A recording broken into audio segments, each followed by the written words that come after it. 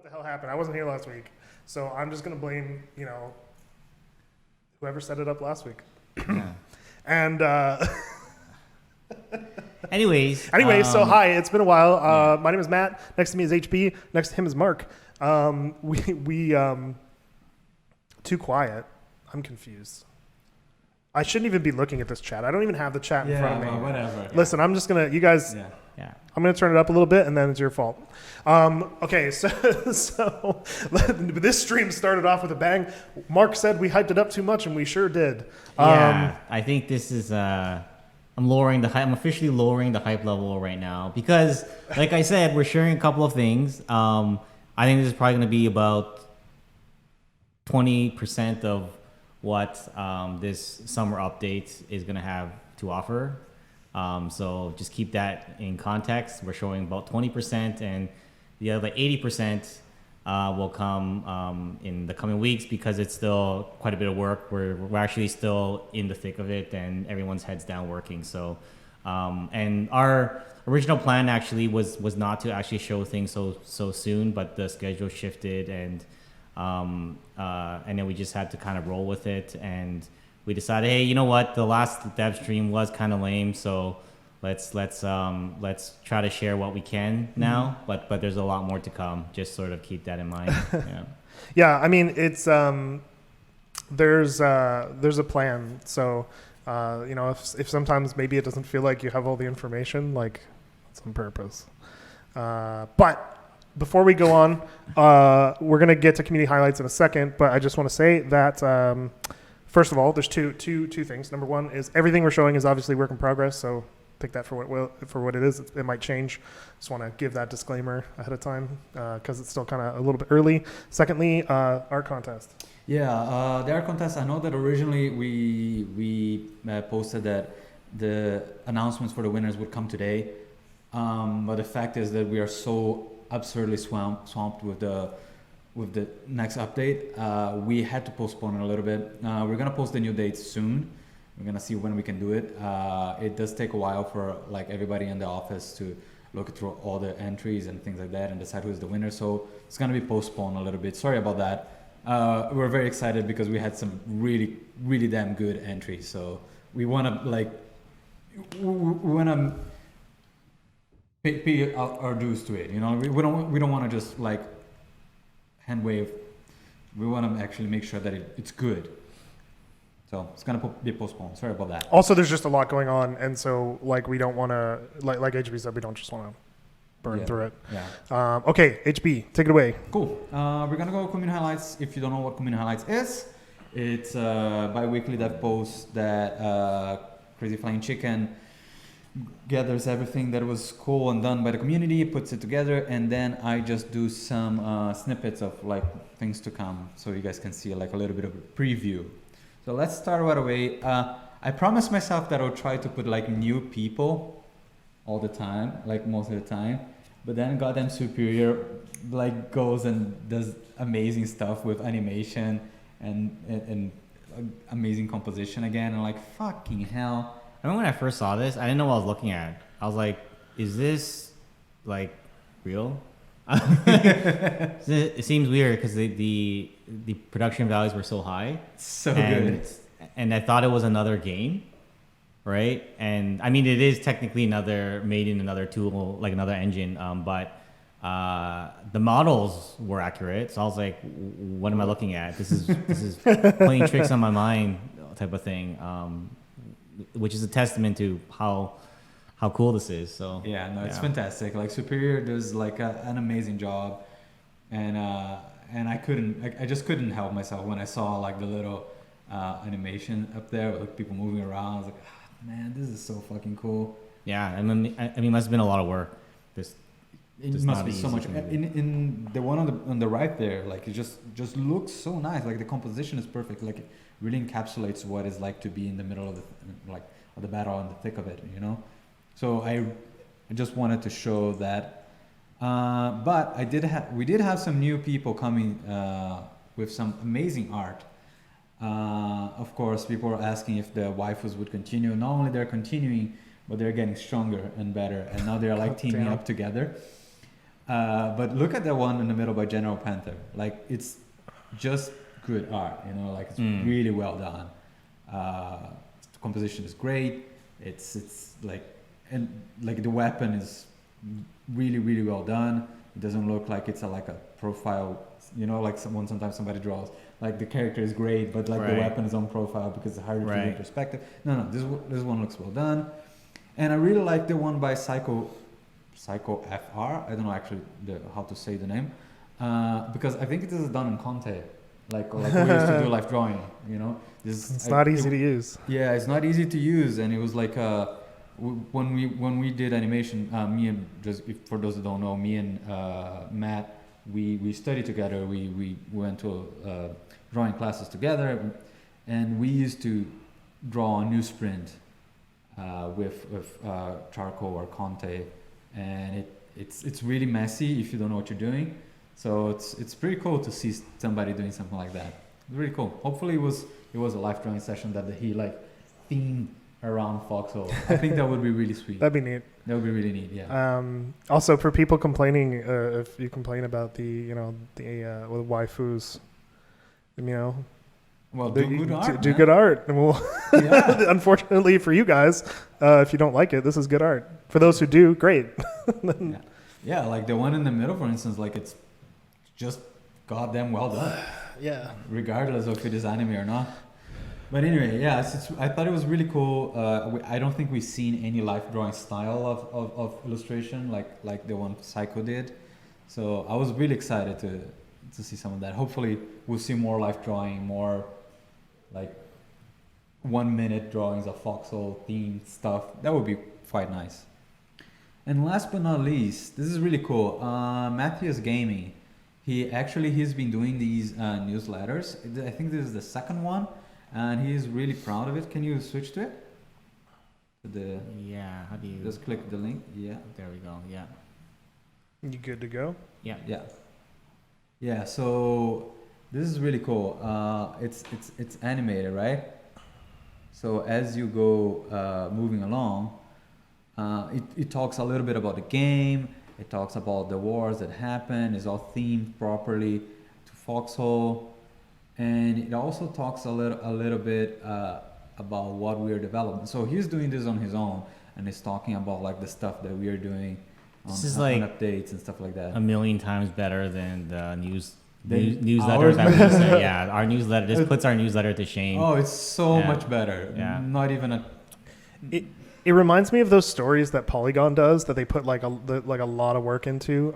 They're like the retrospective things that they do and it's just this like hugely polished thing with like all these animations and stuff. I agree. It's really cool. This is the second one he has done. How frequently does this come? It's just like once a month? Is it monthly? I think it's once every 2 months. Okay. Something like that. Right. This is awesome. Again, this is the second. I'm pretty sure that when the next update hits, we're gonna see something like that. And like, where is it posted if people want to sort of? I think it's posted for the community in the Discord. Okay. But the link will be also in the community highlights. Okay. So we don't have to worry about that. Okay. Like I will post a link. I will post a link on the how do you say on the Discord. I will post a link on YouTube on the description as well if you want to check it out. And if anybody in the chat grab the link, you can also post it in the chat there. Just doing some due diligence here. It's been confirmed that middle drawing was not original. Really? So we should do some due diligence in the future. So don't submit stuff that's not yours. Like, oh, that's not good. Anyway. I just wanted to, do some housekeeping. That's important. Oh man, sorry about that. Usually I actually do go over a lot of them. And, it's easy to miss. Yeah. Anyway, and just a reminder for a couple people that were asking,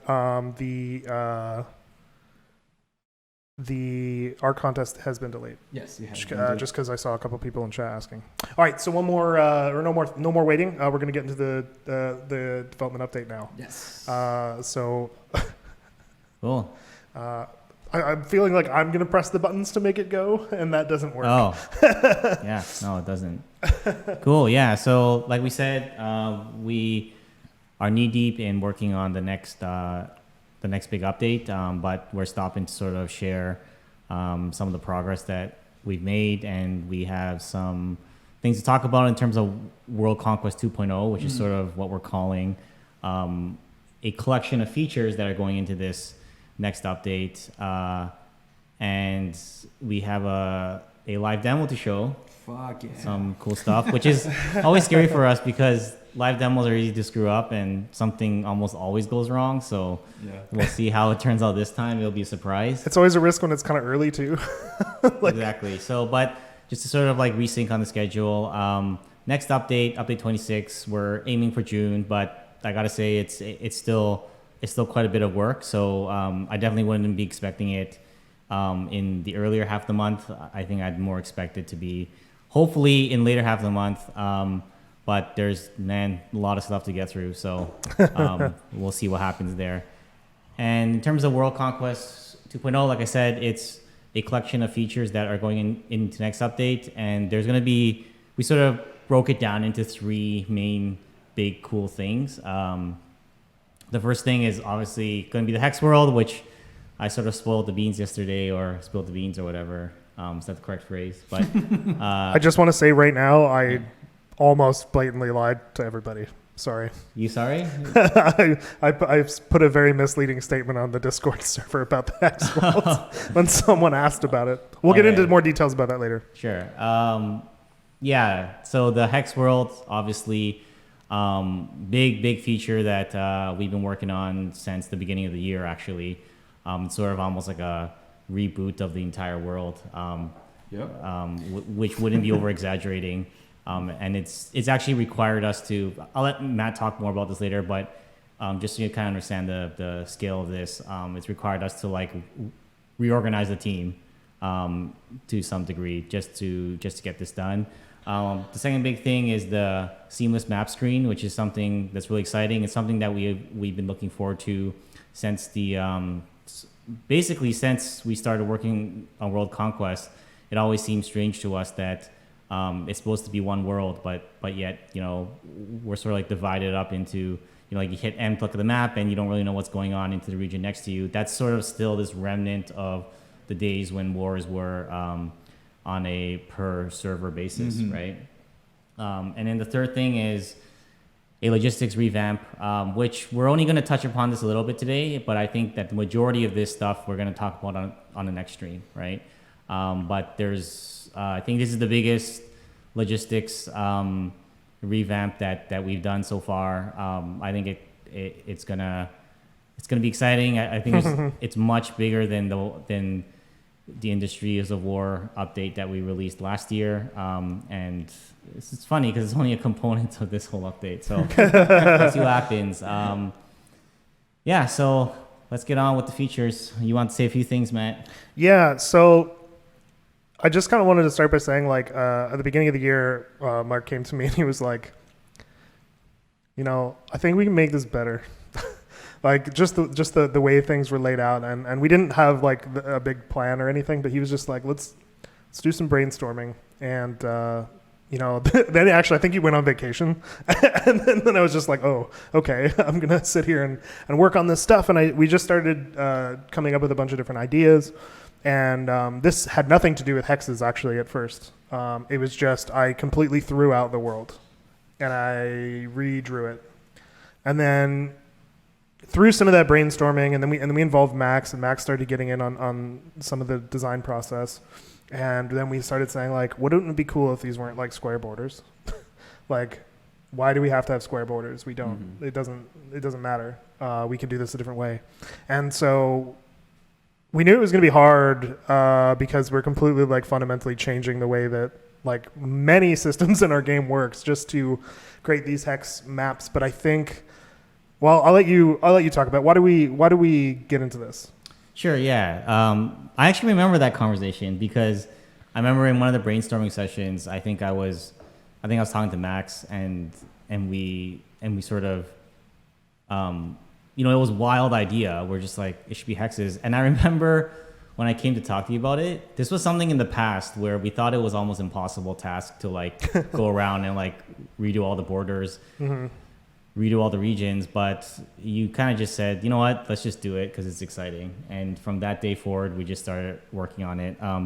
But basically what our goal was, like, let's try to look at the world as one world, as we tried many times in the past, but let's really do it this time. Let's really just say, okay, it's one world, and then we're going to cut it up into hexagons, which is very different from the existing world, where it's sort of like squares that kind of link up with each other through these separate areas. Yeah, through these travel paths. So right? to talk about why that happened to begin with, like, you know, why wasn't it seamless to begin with? Well, at first we didn't know what Foxhole was when we started building the maps. Like, we honestly didn't know. So it started with one map, and then we added another map, and then we added another map, and the maps functioned as a single map that had to be played on its own. And so it wasn't part of the process that was supposed to be connected. And then Mark was like, okay, we're going to connect all these into one big thing at some point. And so we just had to figure out a way to make it work. Now that we did all that and we have everything working, it makes more sense. Yeah. And it's sort of like a few important things that I want to talk about in terms of this hexagon world. First is that the borders are 100% precise, and I'm going to show you what that means later. A lot of work has gone into making this happen. And another really cool thing is that this world is we specifically push very hard to change the things that need to change to make sure that the front line isn't just going in the north-south direction, right? So that it can go sideways and the war can pretty much go in like any direction instead of it sort of being the same thing every time. And another really important thing is reconfigurable starting conditions so that the war can be scaled down from small wars and to also go up to the maximum size when sort of we have these spikes in the player population. But it's really, some of the stuff we're planning in terms of reconfiguring the world is really cool because we'd be able to define where the starting positions are and change around some other cool stuff that I'm going to talk about in a bit. So that's sort of the cool things that we think are going to come out of this world. Another big part of this hex world work is the travel system, right? So this is really cool. This was a lot of work that we didn't even think was possible at the beginning of this year. But basically, as you walk to the edge of the world, it basically streams in the landscape of the next region. So what you're seeing there, you know how right now in the game, when you walk to the edge of the map, it just shows a tall, like, shimmering wall, and you can't really like see what's next door, right? But now it actually streams it in before you get there, so you see the other map, and really what that allows you to do is it allows you to know exactly where you're going to be going, and it's so precise to the point where you see a rock on the other side, and you stand beside the rock and you travel to the other side, you're going to be right beside that rock, right? And there's definitely more work that we have planned for this in the future, but it's already really cool, and I think update 26 is sort of going to be the first version of this new system. Another big thing I wanted to note was that we threw out the travel system that we had previously in terms of code, and we rewrote it from scratch. So it's a lot more robust in the sense that there's a lot less like failures, which is the most important part, and also it's a lot more like polished. So when you travel to the other side, you don't get these weird visual glitches, like your guy shows up on the outside of the vehicle for a second before mounting to the vehicle, or other weird things like you hear the sound of like the door opening and closing and like the camera's just in this weird position. It's just like it feels a lot more like seamless now, and I think we're going to be able to show you what some of that is. And obviously a huge part of this feature is actually in terms of revamped and new regions, which I'll let Matt talk about. Yeah, so to your point about like streaming in the maps, that can't be done randomly. Like, this isn't something that we could have just been like, oh, let's just like grab Deadlands and like stream in like Fahrenheit Coast and then it'll work. All of the maps in the game that existed had to be completely basically redesigned. We didn't throw out the bones because I think that was something that was really important to me. Is there are certain things in the game that still resonate as like Foxhole, so that's still there. But for instance, Deadlands, so all the maps are the same size now. That's really important to another thing. There is no difference in size between the maps. There are differences in land masses and stuff, so they'll still feel quite different. Like, Fahrenheit Coast still is a coastal map, so it's not going to have as much land as Heartlands. But they're the same size, which means really the only map that got bigger was Deadlands, actually. And every other map is smaller. In general, the maps are smaller. In general, there are less towns in the maps. This means that things might not be so congested, yet also allow for more choice, because we're going to have more smaller maps. I think that'll kind of be more interesting than what we currently have is a bunch of randomly sized maps that are sort of hastily stitched together. So every single map is precise because we say 100% precise because you're literally seeing the next map. We know it's 100% precise. And that travel will work because it's all code because we're using math instead of just hand-placed regions, which is what we were doing before. So to talk about the challenge a little bit, we have a lot more people. I don't want to talk about how many maps we're adding yet. We will get into that soon. But so much work has to be done that we added 2 more people to the level design team for this particular project. HB is one of them. HB, how has that been going? It's been an adventure, Matt. It's been a crazy trip. So HB is working on new cities, which we're adding 2 new cities to the game. I'm not going to tell you where they are yet.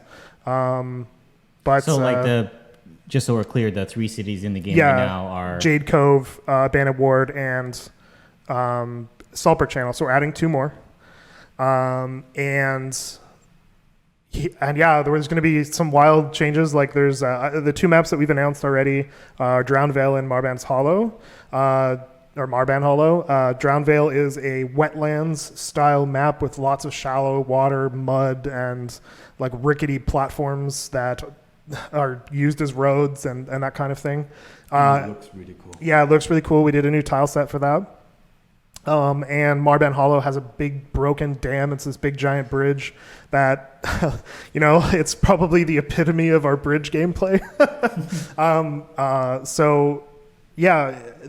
There's a lot more waterways. There's a lot more room for things like water logi and stuff like that, which obviously we'll get into in the future. But it's pretty exciting. I mean, it's a complete I think some of the redesign of the world. I think the thing that I love the most is that it's much more of a natural and organic world. You don't have these shoehorned in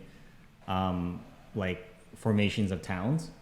Some regions only have very few towns. Which is what a real geography would be like. You wouldn't just have a grid of towns. And when you zoom out in the world map, it actually looks much more like just looking at a map of a place in the world, as opposed to a video game, which you'll be able to see soon. That was a big deal actually when we were redesigning it. It was we wanted to make it feel a little bit more organic than it currently did, and that's where having less towns in a region made a little bit more sense. Because sometimes what's the lowest number? I don't know if you want to talk about this right now. What's the lowest number of towns that there is in a region? 2. There are several regions with 2. Just to tease how many maps there might be, there are several regions that have only 2 towns. Yeah. I think the most is 7 now. Yeah. It's really one world that is sliced up as opposed to these individual regions. But anyways, I think we kind of lingered long enough. It's exciting. We're going to be showing a lot more every dev blog. I'm going to be introducing more maps and changes to existing maps up to release. We'll move on to the next thing, which is the seamless map screen. So this is another really cool project, sub-project that we've been working on.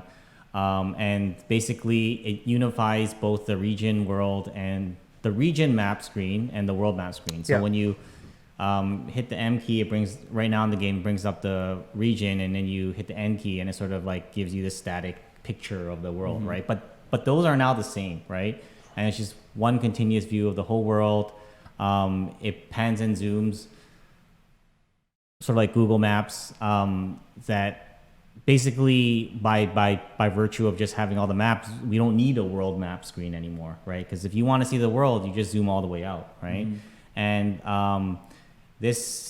it sort of has the capability of showing a lot of detail when you're zoomed in, but as you zoomed out, it starts to like fade out certain features, because otherwise it'll get way too crowded. If, you know, for example, all the map intel, it's sort of like each little dot sort of keeps showing as you move out. So these are things that we're going to tune, just to sort of get the right level of information at each level of zoom. The other big thing is map intel is going to be visible at the global level. So, you know, again, as you sort of scroll around and see the regions next door, you'll be able to see like the map intel everywhere, which just naturally went hand in hand with the hex world, right? Because it wouldn't make sense that now that the borders are so precise, it wouldn't make sense that you can kind of see up till a certain point and then you kind of like everything's missing because of this wall, right? Now you're going to be able to see everything. And eventually we want all the elements of the things that you see on the current map, like squad markers and those sorts of things, to be at the world level, but we're sort of just putting in the foundation now, and we're going to continue to chip away at that. I think that I had a live demo slide that went in the wrong order. So maybe I'll just skip to that first. We'll do the live demo. Sure. If you want to. So I'm gonna switch out here. Before we get to the live demo, one thing I want to say just so that it's clear. I've said it a few times in like the Foxhole official Discord, but not everybody uses that. We're not getting rid of any maps. So there's some people like, you know, oh, like where's Fisherman's Row? Where's this map? Where's that map? They're not going anywhere. Just so you know, like they're not removing any. Not as how you remember. Yeah, them. they're not going to be the way you remember them, but they're not going anywhere. I think Fisherman's Row has. I'm just going to tease this. I think Fisherman's Row has one of the cooler things happening to it. Yeah. All right. So you ready? Yeah. Cool. So this is the Deadlands, and this is the prototype, or not prototype's too the wrong word. This is a work in progress version of the new unified map screen, the DC map screen. As you can see, like we are in the Deadlands at the border, and one thing that you'll kind of notice is that you can just keep scrolling into the next region, and it just looks like one world, and you can zoom out and you can start to see more. As you zoom out, the actual, like some of the map elements will start to like fade out, and you can sort of just get this view of the world. And just imagine some of the elements aren't there yet, but imagine being able to see like the map intel across the whole world. It sort of gives you this really natural type of geography as opposed to the real rigid shapes that we have now, right? So this is something that we really hope that will just make people think about the world as one moving forward, and just to sort of show how travel is going to work now. So this is the edge of the Deadlands, and we're traveling into Umbra Wildwood, I believe. No, into Drownvale. Into Drownvale, yes. And so the first thing you notice is that when you approach the edge of the world, it just shows you this line. This line will appear, and you'll be able to sort of see where the end of the world is. But the other side of this line is actually the real version of the other map. This is not just some fake version of the other map. This is the map, right? That's streamed in, so you can sort of see what's on the other side, right? So if you wanna travel now, then you just basically do the same thing that you did previously, and instead of swinging you off to a loading screen, it basically it does a little blur of the camera, and then it loads in the new map, and then now you're on the other side. And as you can see, everything is exactly where it was. The trees, this wheelbarrow, this rock, it's 100% precise. And if you go back over to the map screen, you can see that we are just on the other side of this. And it doesn't matter where you are along the border, you will always know exactly where you end up on the other side. So that's sort of the how that works. I'm gonna try with the vehicle and sort of do that demo again. Vehicle, you can sort of see.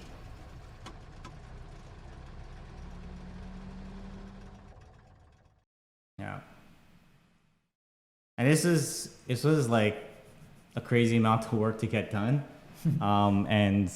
And I think that it will definitely clear up a lot of the confusing aspects of travel. So, you know, there you go. You're exactly on the other side, and everything's exactly where it should be. So, yeah, I think that's kind of what we want to show in terms of travel for now. I don't think we missed anything. Did we, Matt? No, I don't think so. I think, like, you know, a couple things to keep in mind, which, like, it may not be clear totally from just the demo, but, like, you will never, like, randomly spawn into, like, a rock, or your vehicle will never randomly, like, be, well, not hopefully never randomly be, like, turned and, like, flipped and, like, weird stuff, or you'll never spawn into the ground, et cetera, because you should be able to see exactly where you're going. If you spawn into, like, you can't spawn into a rock probably, because the only way to do that would somehow be to break things. You know what I mean? Like, to be inside of a rock already, it would be the only way to do that. So that's like an early look at some of the new border mechanics, though. Cool. All right. Let's get back to here. So logistics revamp. So this is the part where the majority of this stuff we're going to talk about on the next stream, and we're sort of just touching upon like 5% of what's going to be a part of that. And most of what we're going to talk about this week is more related to the world side of things, which is why we're talking about it this week, as opposed to next time where we're going to talk about sort of more of like the nitty gritty. But there's a couple of things that are going to happen at a high level. One is there will be randomized resource locations, right? So resource locations will no longer be fixed.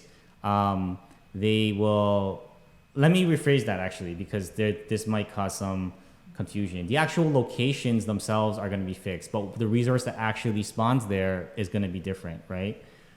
So this is one of the ways that we're sort of going to be able to reconfigure the starting conditions of the Conquest.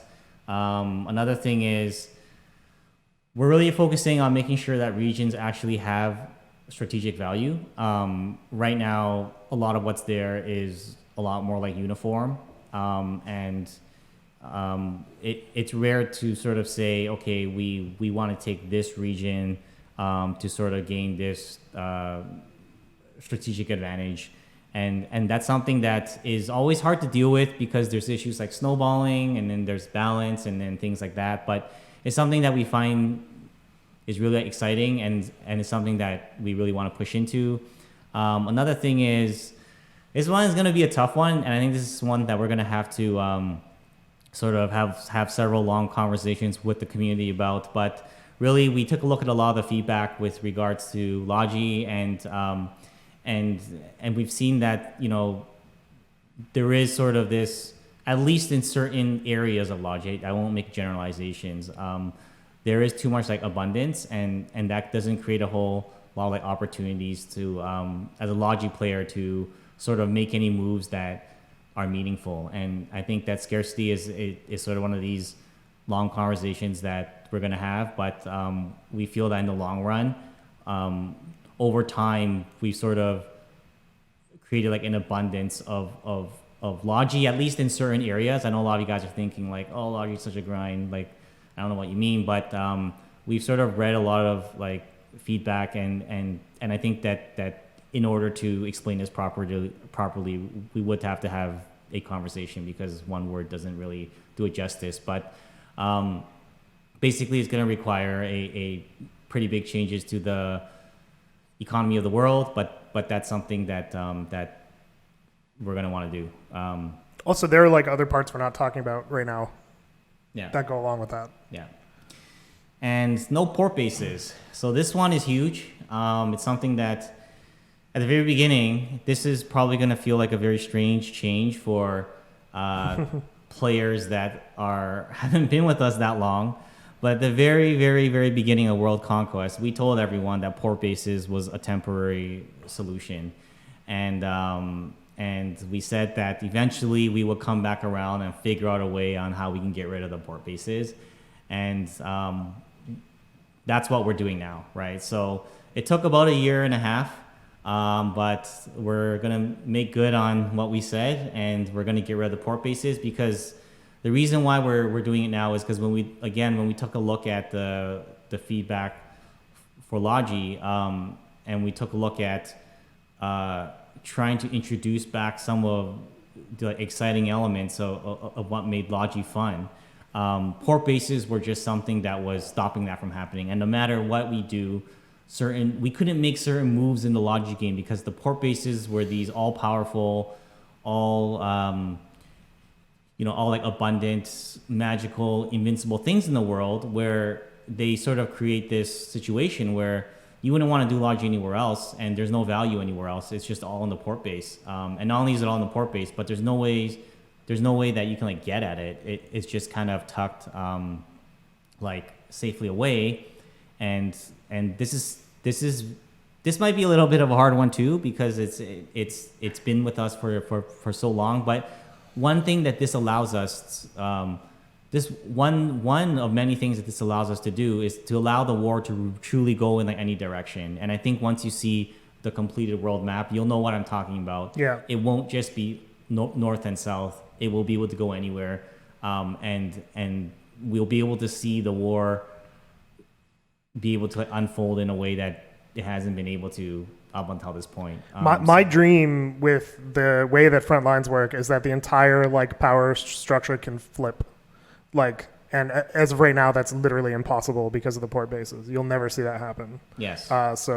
Yeah, and sort of like I said, this is not the logistics revamp. This is kind of just literally like 5% of what the actual Logi revamp is meant to be. I just wanted to share a couple of things that's relating to the world because it seemed to make sense to do that since we were talking about the world. But in the actual revamp, there's going to be there's going to be new content, new things you're going to do. The economy is going to be new. There's going to be new structures involved with Logi. There's going to be new things on the resource side, and that's going to be hopefully a pretty cool stream when we talk about that. It should be the next stream if everything goes well. Hopefully, because otherwise, what are we talking?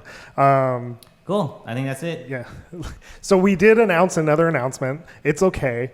So we're gonna move on to the Q&A. But the first thing I wanna talk about, Mark, is can we talk about just a little bit more about the port bases, because it seems like there's a very big division on people who are excited about the port base being gone and then not, and then like what the fuck are they doing?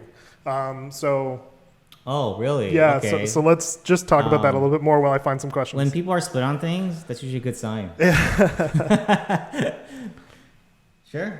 Yeah. I mean, we can talk about it a little bit. So I guess they just want to know more about the rationale. Yeah, I saw some people saying what kind of feedback were we listening to? Why is that a decision that we're going to make? Outside of the things you've already laid out, which I think are pretty sound. Are there any other reasons? Yeah, I think there's a lot of reasons for it. Can I just throw one out there? It limits map design. Period. If the port base is in a map, that whole map is sort of forfeit. Pretty much. As far as I'm concerned. That's always been a big complaint when we're let's design something new. It's well, there's a port base here, so I don't know. If you look at it this way, in World War II, just think about the campaign in France, right? There weren't these invincible bases on one side of the map that you just couldn't penetrate, and they had all the resources you need there. They had all the facilities that you need there, and you couldn't do anything about them, right? No, it wasn't like that, and we don't think that in a game that is supposed to be simulating the strategies of a real war, or at least trying its best to, having these invincible objects in the map even that alone is really silly if you take a step back and think about it. And it is interesting because at the time when we introduced them, I think that a lot of people thought it was silly as well, right? Yeah. Because at that point we hadn't had things like port bases, and one of the things that people loved about Foxhole was that it was just a natural sandbox, right? It was just, here's a sandbox, here's the towns, just think about like a board game. It's like, here's your stuff, right? It's like a sandbox, right? And you should go have your war, right? But we put in a lot of magical stuff with the magical elements with the port bases, and I actually really understand why players might not understand that right now, because it's such a big part of the game. So I definitely don't think that there's any sort of frustration over hearing about this. I understand that, and in fact, I think it's natural, right? But I think that in order for us to make larger moves, which maybe won't make sense until the long run, this is a change that needs to be like considered, and it's actually a very difficult. It was not easy to make this happen, because what we found is there was a lot of crutches in the game, that the port bases are a crutch for many things in the game, and taking them out was not so simply a matter of taking them out, right? We sort of have to make sure that we can replace the support systems that the port bases have, right? So Yeah, and one question that who is it? Hammond Hayes says, "Isn't this going to make snowballing bigger? Removing port bases isn't bad or anything, but it is a risk." And one thing I would say is we're not risk averse, and sometimes things don't work out right away, and that means that we're going to make them better. But that's how you learn what works and what doesn't, to a certain degree. And so, yes, removing port bases is a risk, but I think the potential outcome, maybe not the first outcome, but the potential outcome will be much better in our eyes than these It's less organic right now, I guess, is one of the biggest things that I will say that the port bases contribute to. There are just things that cannot happen because of port bases. And one of the reasons why they were originally implemented was also to allow people to spawn into the world so that there was multiple fronts. Hopefully we can reduce that the need for that. Does that sound reasonable? Yeah. Okay, a couple questions. Can you see players and defenses and stuff on the other side of the border? So right now you can't. We focus just on streaming in the map itself. But that's something that we're going to look into. Not promising anything, but that's the direction that we at least want to explore in the future. Basically, if it's not that specifically, it's basically allowing players as much as possible to feel like the regions are just part of the same world, right? So, yeah. And one way or another, some information will be had if you have a seamless map with Intel. You might not be seeing it, but so there are ways that we're trying to, even if we cannot reach the ultimate goal, we're trying to mitigate that. And more work will be we're going to get as close as we can to it just being there, as we can, if it isn't obvious by this. Where are tech centers going to be located? Sorry? Where are tech centers going to be located? Yeah, so that's something I want to touch a little bit more about in the Logi update, but basically they're going to be, so the one thing about tech centers that I really dislike now is, again, they have this magical element to it. They just, they're all magically linked, and you can't destroy them. I think what we want to do is try to make them more like a normal structure, and I think this is something that we're gonna have to look into, that we will talk more about on next stream. Workerman asks, what's going to happen to the resistance phase? So resistance phase is I've heard a lot of people talking about this lately, and that's something that I think we've touched upon previously, and we feel, as you guys feel, that it needs a lot of work, but it's without without resistance phase, it would have been difficult for us to do this unified world with the hexes, and we kind of needed we kind of had to stop working on these like individual maps that were just, you know, sort of these levels, so to say, instead of parts of a larger world. So that was one of the big reasons why we did move to this, and it is I think resistance phase is something that just needs to get better over time, and we're definitely going to be taking a look at that in the coming months. So. Twitch staff asks, port bases being gone, does that mean that island maps will be fully conquerable? No more meme breaker. Anything is conquerable from now on. And that's the one thing that we love about this new map, is that anything can happen in any direction. And I don't know about, maybe that doesn't excite that many people, but that really excites me, right?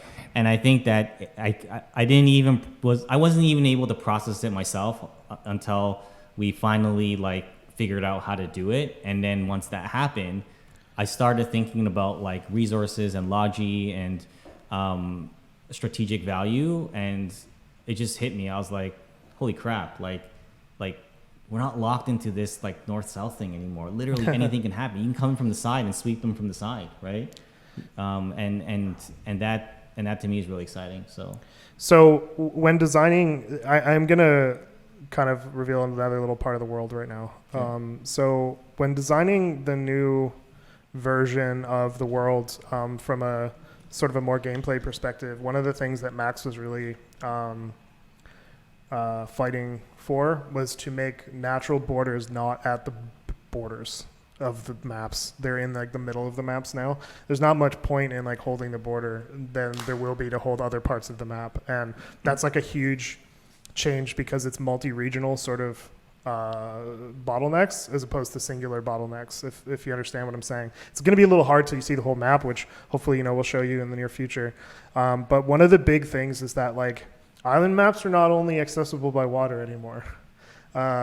So conquering an island map is going to be a little different. You don't have to just like land in order to take an island map. There's going to be, you know, ways into that map that are not water. And I guess that's all I'll say for now, but it's far more interesting, I think, than it was. It's not submarines, in case anyone's thinking that. It's not submarines or planes. But just revealed planes? Wait. Planes confirmed. No, it's trains, actually. If we actually were like waiting to reveal. Anyway, sorry, I'm just trolling you guys. So Timberwolf says, won't Logi players fight each other when they want to produce different supplies that require the same scarce resource?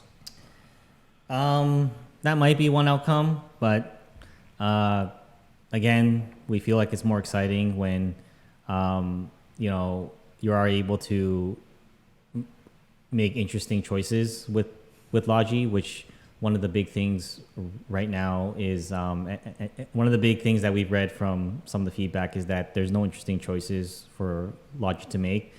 You're sort of just doing one thing, and you can't, you know,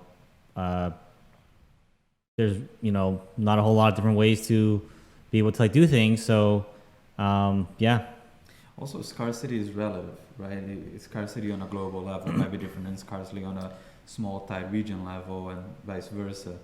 Well, so what I meant to say is that, like, people might like if you're like a frontline fighter and there's only a certain amount of shirts or a certain amount of a particular weapon, that is scarcity. Do people fight over that? You know, like there's things that it's kind of normal to come. No, I think the thing that we want to, the outcome that we want, right, is that, let's say, let's just not talk about what's actually going into the game for 1 second. Okay. Let's say this is another game, right? It's not Foxhole, right? It's another persistent World War game that's trying to be good, right? Wouldn't it be exciting if something that could happen where you are able to like, if something like oil wells were a really critical part of your war machine, as they are in a real war, right? Without oil, you don't have fuel. Without fuel, you can't power your tanks, and powering tanks are really important in winning the war, right? What if you're losing, but you're like, you know what? We can go figure out how to take out their fuel supply, right? And you do that, and then their entire like, armor division is completely crippled because of that move. You're losing, but now you're winning because you made a smart move, right? Without some scarcity, that can't happen, right? What happens in Foxhole now is, I say Foxhole. What happens in that game now is that can never happen because something like fuel doesn't matter. You can just have as much as you want, and you just keep pushing. And there's no interesting way you can. There's no interesting strategic value attached to things like fuel. That's our vision for what logi should be. I guess that's I'm being so careful with all the words because when I say logi, it triggers a whole bunch of thoughts. But that's how we see strategic value. Let me put it that way. Not logi specifically, but that's how we see strategic value. But changes in the economy and in logi have to be made in order for stuff like that to happen, right? Like for exciting things to happen, like a vehicle factory, an upgraded vehicle factory in the world, right? And for that to actually be like an important thing, right? They're in order for things to be important to some degree, they have to be scarce, right? So that's sort of what I'm getting at. And there was a lot of that actually when we read a bunch of the feedback. People were citing a lot of situations that happened in the pre-alpha days where players felt like they were the hero in saving a town, right? Because they needed something really badly, and the number one feedback from logi players is that the thing that's most satisfying is when they make like a delivery that's crucial. Maybe it's kind of like dangerous, but they make it there, and everyone there is like celebrating, right? And if they already have everything they need, I don't think that's really exciting, right? So thank you for more pistol clips. Exactly. So but again, I think this is something that can't be really discussed on its own. The one thing we realize is that everything is like interconnected. So I would sort of caution hearing one word like scarcity and sort of like taking that too far, right? I think it's more just one way to communicate what we want out of strategic value, right? So Aquilius, how do you pronounce? I never know. You need to just like send me like the pronunciation of your name. Asks, so what pivot/direction are you going now with the new things coming? What are you trying to achieve with these new implementation? What is the big picture? For logi or if with the game? I'm assuming. Changed. What? Actually, I don't think we've. Okay, so I'll say this: the goals have never changed, but how we're going about in achieving those goals in the past, I think we may have made some turns that weren't the best. So sometimes we do take a few steps back. The goal does not change, but we feel like some of these changes that we're making are to address some of the areas that we're lacking. Like the game has gotten less sandboxy. It's gotten more streamlined over time. In some areas, there's not as much player agency as we'd like. There's certain features that are not as tactile as we want, and we sort of, in some cases, we're solving problems using less tactile type of mechanics. I think that's certainly something that we also want to like address. I think that in terms of logi, it's certainly the quality of life in a lot of places has gone better, and sort of like one person running their single logi pipeline has gotten more streamlined, and we've got rid of a lot of the problems that we used to have. But one of the things that we want to bring back is this sense of roles and feeling like a cog in the wheel again, right? Is really what we want to push into, right? So hopefully that answers your question. And as far as like the hexagon world, one thing that like I just want to mention is like it might not seem like a big deal right now. Like it may not seem like it's going to make too much of a difference, but I guarantee you when you go from 4 to 6 potential destinations per map, with 4 to 6 people attacking you. or 4 to 6 like directions of attack that you have to defend against. The game will change a lot. I think that's going to be like a massive change to how the game flows. But it's not going to change at all, man. hopefully it's more dynamic. That's the idea. Is it's more dynamic. Only one line in the middle.